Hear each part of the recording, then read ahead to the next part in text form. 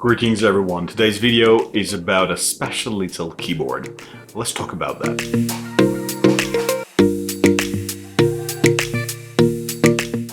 Asus ROG Falchion, the mini wireless gaming keyboard.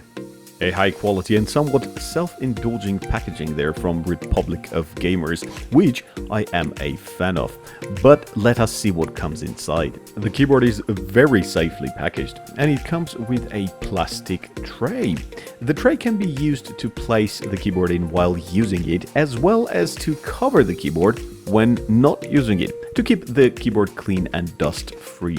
The wireless USB pin can be found hidden at the back of the keyboard, along with the USB-C charging port and the on-off switch. On the left side of the keyboard is the volume control, and it doubles as the battery indicator when charging. The controls are plenty sensitive. They work either by tapping on the plus-minus icons or just swiping either way to turn the volume up or down. The volume controls are easily accessible even when the keyboard is placed in the protective tray.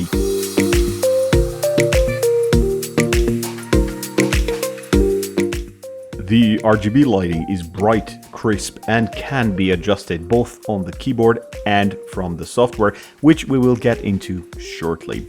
I'm not exaggerating when I say this keyboard is among one of the smoothest I have ever tried. The feedback is not too hard, not too soft, nor is it loud. The keys feel just right. And I do not mean only for gaming, but for typing as well.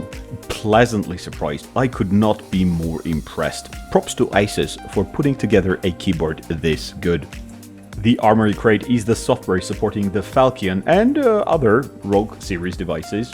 The software is well polished and brings a plethora of options to the table. Key programming, macro, RGB lighting programming, both preset and custom. It is an all-around great package with an intuitive UI. For someone who does not need to reprogram keys or program macros, the software can be seen as more complementary rather than an absolute necessity. The keyboard will work just fine without the software with its default factory presets out of the box. As for RGB lighting, there is the option to change the lighting directly on the keyboard using combination of keys.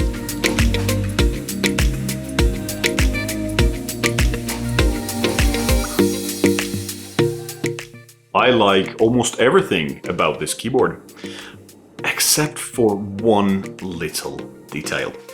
It doesn't have a numpad, and that is the only deal breaker for me. That was it for this one. Thanks so much for watching if you have been.